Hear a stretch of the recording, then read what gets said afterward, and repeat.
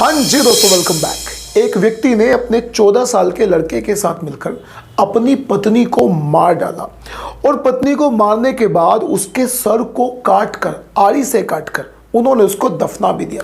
जरा सोचकर देखेगा कि उसने अपनी पत्नी को मारने के लिए एक ऐसे लड़के का सहारा लिया जो उसका सगा बेटा था। अब दोस्तों ये पूरा मामला मैं आपको बताता हूं। तो मेरा नाम है नीरज शर्मा और आज की सच्ची घटना को आप तक पहुंचाने के लिए दोस्तों मैं आपको लेकर चलता हूं। मध्य प्रदेश में एक जगह है और वो जिला है, उस जिले का नाम है बैतूल।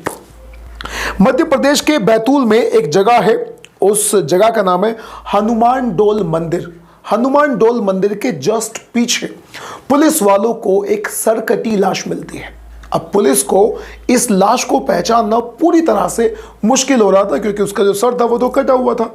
अब पुलिस अपनी तरफ से तमाम कोशिशें कर रही थी। न जाने कितने लोगों से पुलिस ने बातचीत करी, लेकिन पुलिस को बात करने के बाद कोई भी किसी भी अंदाज का क्लू मिला ही नहीं। लेकिन दोस्तों इसी बीच उसी थाने में एक व्यक्ति आता है, उस व्यक्ति का नाम होता है दिलीप सिंह। असल में दिलीप सिंह थाने में आता है और अपनी बहन के लिए एक रिपोर्ट दर्ज कराता है। वो रिपोर्ट दर्ज कराता है कि जो उसकी बहन है वो कई बार उससे पहले तो बात कर लिया करता था, लेकिन पिछले 2-3 महीनों से वो जब भी कभी उसे फ़ोन मिलाता है, यानी उसकी बहन की शादी हो रखी है और उसकी ससुराल में अब वो पिछले 2-3 महीनों से फ़ोन मिलाता है, लेकिन उसके फ़ोन का जवाब कोई नहीं देता, यानी उसकी बहन से कोई भी बात नहीं करवाता। अब दोस्तों जब ये रिपोर्ट आकर दर्ज कराई जाती है थाने में, तो पुलिस के दिमाग में कहीं ना कहीं वो वाली बात घूम जाती है, यानी पुलिस को पहले ही एक सर कटी हुई लाश मिली हुई थी। अब दोस्तों पुलिस सीधा इसकी बहन के ससुराल में पहुंच जाती है। उसकी बहन का नाम है राधा राजपूत।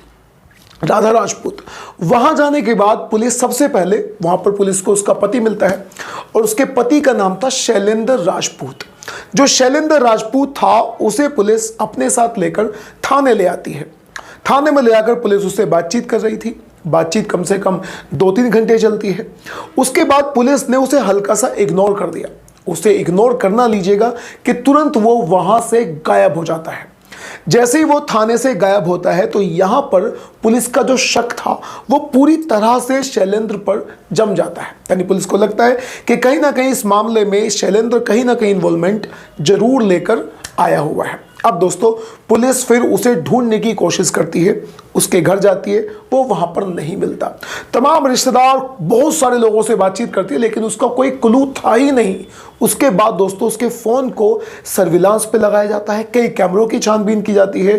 फिर टेक्निकल सहारा लेने के बाद उसकी जो लोकेशन का पता चलता है वो चलता है महाराष्ट्र के पुणे में। पुलिस सीधा वहां पर पहुंच जाती है और उसे वहां से अरेस्ट करके लेकर आ जाती है। पुलिस उसे अरेस्ट करके लेकर आती है और फिर उससे सख्ती से जो पूछताछ की जाती है, उस सख्ती से की गई पूछताछ में वो सारे के सारे राज उगल कर रख देता है। और दोस्तों वो ये इस बात को कबूल कर लेता है कि हाँ मैंने ही राधा यानी अपनी पत्नी की मौत करी है। लेकिन दोस्तों जो चौंकाने वाली बात वो बताता है कि मारा क्यों है, कैसे मारा है, ये अपने आप में एक बहुत ज़्यादा अजीबोगरीब बात है।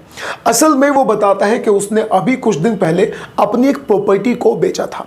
अब प्रॉपर्टी को बेचने के बाद जो पैसा उसके पास आया था, उस पैसे में कहीं ना कहीं उसकी जो वाइफ है वो कुछ हिस्सा मांग रही थी, यानी उस पैसे को लेकर उन दोनों के बीच में बहुत ज़्यादा झगड़ा हो जाया करता था। अब एक दिन वो झगड़ा इतना ज़्यादा बढ़ जाता है कि ये अपनी वाइफ को धक्का दे देता है, और जब ये अपनी वाइफ को धक्का देता है तो वो ज़मीन पर गिर जाती है और उसके सर में चोट लग जाती है। चोट कुछ ज़्यादा लगी थी, ज़्यादा चोट लगने की ही वजह से उसका सर फट जाता है और उसे बहुत ज़्यादा यानी एक्सेसिव ब्लीडिंग हो जाती है। उसके सर से बहुत ज़्यादा खून निकल रहा था। अब दोस्तों अगर ये एक जेन्युइन आदमी होता, एक बढ़िया आदमी होता, तो उस अपनी वाइफ को हॉस्पिटल लेके जाता, लेकिन ये ऐसा कुछ भी नहीं करता और बस इंतज़ार करता रहता है कि कब मैं राधा मरेगी और कब मैं इसकी डेड बॉडी को जैसे तैसे ठिकाने लगाऊंगा। और दोस्तों देखते ही देखते बहुत ज़्यादा शरीर से खून बहने की वजह से इसकी वाइफ की मौत हो जाती है।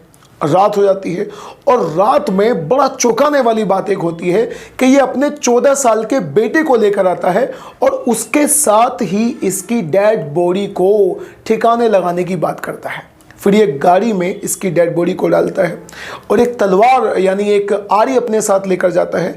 आरी से अपनी वाइफ की जो गर्दन है उसे काटता है और उसे काटने के बाद यहीं पर हनुमान डोल मंदिर है उसके पीछे जाकर ये इसकी जो लाश है उसे दफना देता है।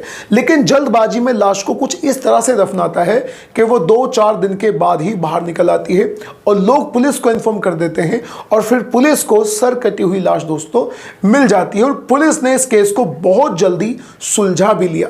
लेकिन अगर शायद जो दिलीप सिंह है राधा राजपूत का जो भाई था, अगर वो थाने में आकर रिपोर्ट दर्ज ना कराता तो ऐसा भी हो सकता था कि इस केस को सुलझाने में बहुत समय लग जाता और शायद ये केस सुलझाया भी ना जाता। तो दोस्तों इस तरह से एक व्यक्ति ने अपनी पत्नी को मार डाला और उसकी लाश को ठिकाने लगाने के लिए उसने जो है अपने सगे बेटे यानी उस औरत के सगे 14 साल के नाबालिग बेटे को अपने साथ में लगाया। अब इन दोनों को पुलिस ने अरेस्ट भी कर लिया है। सजा इनको जो भी होगी, जो बच्चा है 14 साल का उसे जुवेनाइल में भेजा जाएगा और इस व्यक्ति को ताउम्र यानी उम्र कैद की सजा भी हो सकती है। अब दोस्तों इस तरह की घटनाओं के बारे में आपकी राय जो भी है अपनी राय कमेंट बॉक्स में जरूर दीजिएगा। अब हम मिलते हैं किसी दूसरी वीडियो में किसी दूसरी घटना के साथ। तब तक के लिए दोस्तों नमस्कार।